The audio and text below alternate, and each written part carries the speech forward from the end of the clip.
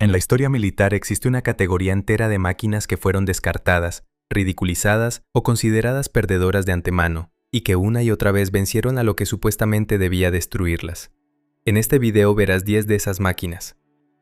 Sherman M4.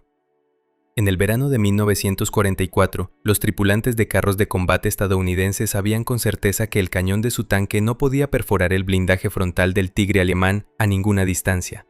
El cañón de 88 milímetros del Tigre, por su parte, destruía el Sherman desde 1,5 kilómetros. En todas las características técnicas el Sherman perdía.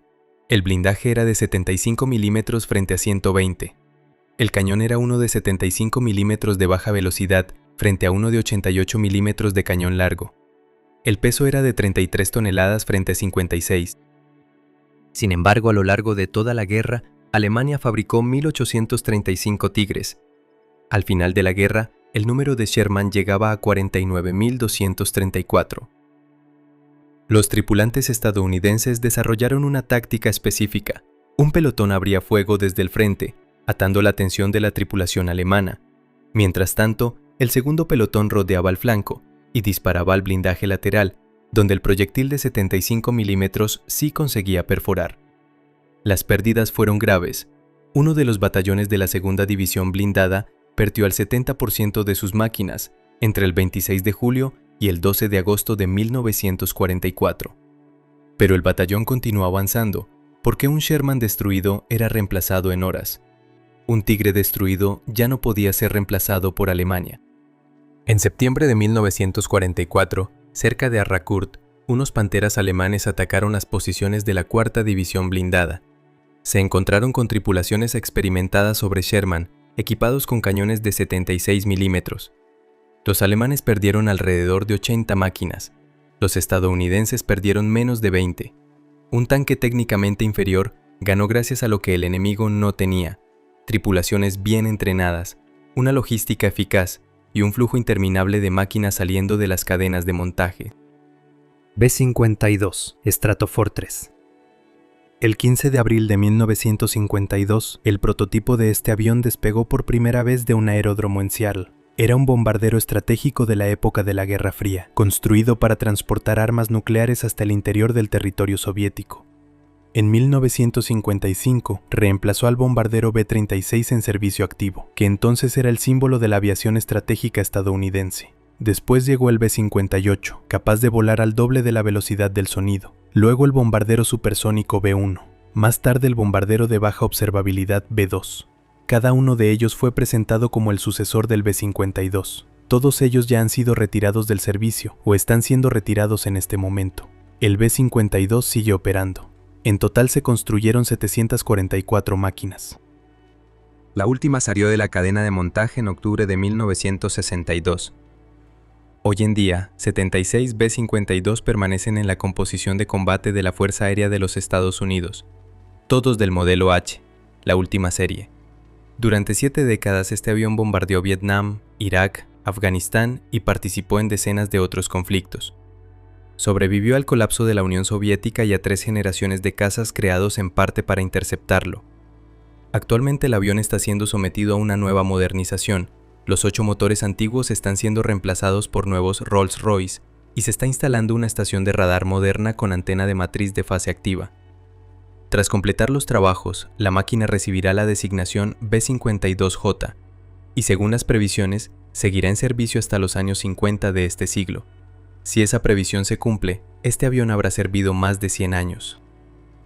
El 20 de junio de 1965, 4 aviones de ataque Skyraider despegaron del portaaviones Midway hacia las costas de Vietnam del Norte para cubrir una operación de rescate. Eran aviones de pistón desarrollados al final de la Segunda Guerra Mundial, lentos, de ala recta, con el rugido de escape característico de los motores radiales. El MiG-17 soviético estándar lo superaba en velocidad en 200 km por hora.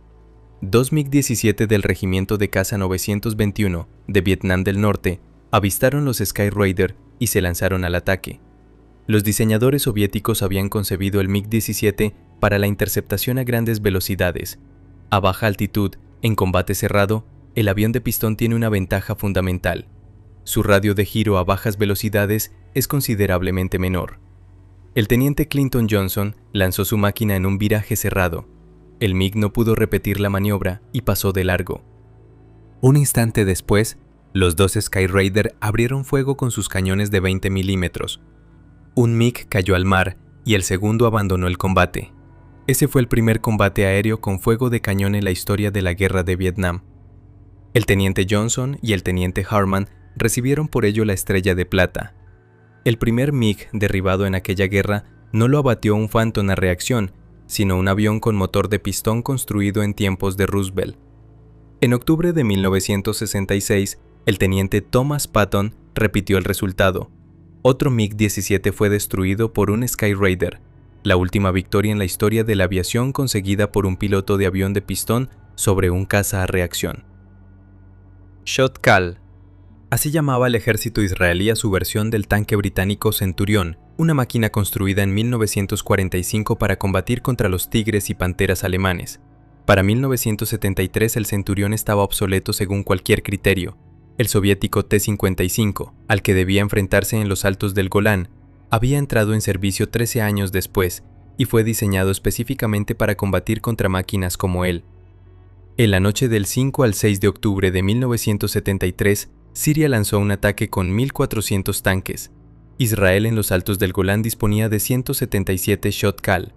Durante 3 días, sin refuerzos, menos de 200 tanques contuvieron a un ejército 8 veces mayor. En el valle que después sería conocido como el Valle de las Lágrimas, menos de 100 máquinas de la 7ª Brigada Blindada destruyeron alrededor de 500 T-55 y T-62 sirios. El teniente Zvi Gringold, en 30 horas de combate ininterrumpido, destruyó personalmente 40 tanques enemigos, pasando de una máquina a otra según las iban alcanzando. El ejército sirio perdió 1.181 tanques de los 1.400 con los que inició la ofensiva.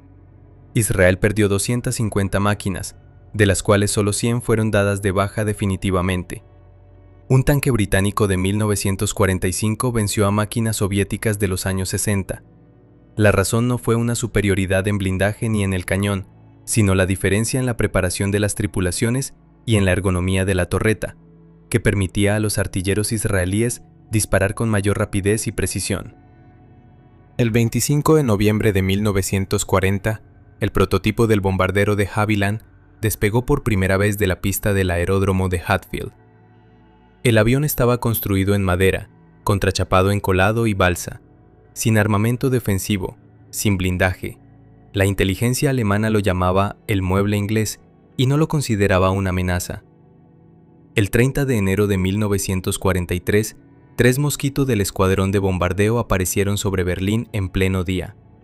En ese momento, Hermann Göring pronunciaba un discurso de gala por radio con motivo del 10º aniversario de la llegada al poder del régimen. La transmisión fue interrumpida durante 1 hora. La Fuerza Aérea Alemana no tuvo tiempo de elevar ni un solo interceptor. La razón era sencilla. El Mosquito alcanzaba unos 600 km por hora, lo que lo hacía inalcanzable para cualquier caza alemán de serie, hasta la primavera de 1944. Cuando comenzaron a llegar las primeras unidades del Messerschmitt 262 a reacción. En abril de 1943, Göring se vio obligado a formar escuadrillas especiales para cazar al Mosquito, y no obtuvieron resultado alguno. Las palabras de Göring quedaron registradas en el acta taquigráfica de la reunión del 18 de marzo de 1943. Me pongo enfermo cuando veo al Mosquito. Me pongo verde y amarillo de envidia.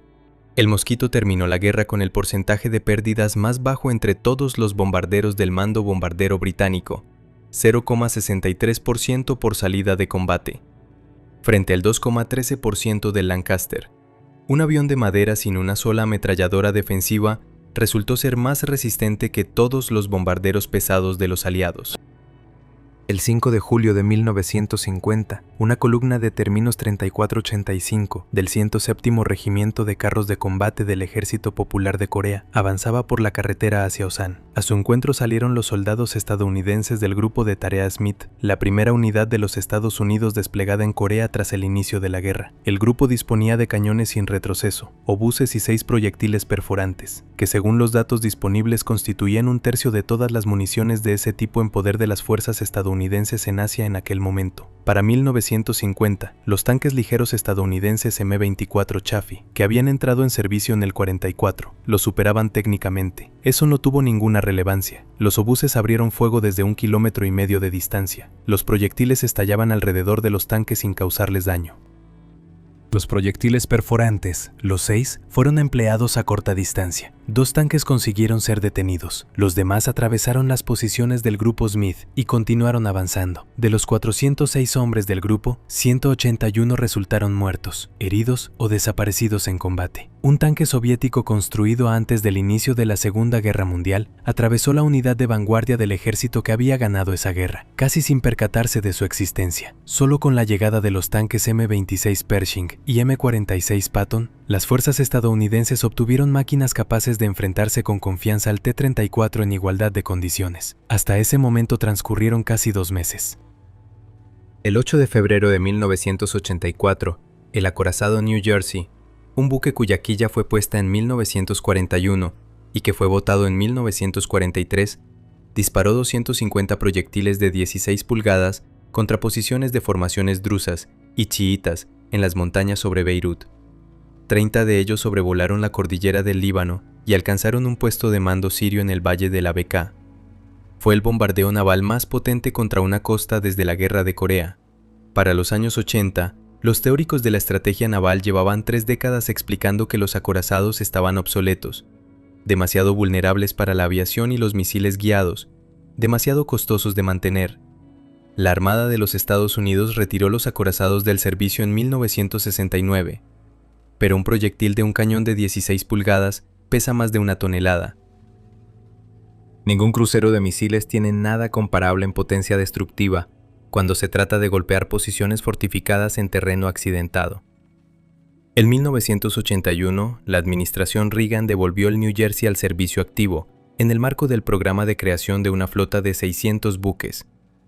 Diciembre de 1983 fue la primera vez desde 1969 que los cañones de 16 pulgadas del acorazado abrieron fuego en condiciones de combate, 30 años después de que los expertos declararan inútiles a tales buques.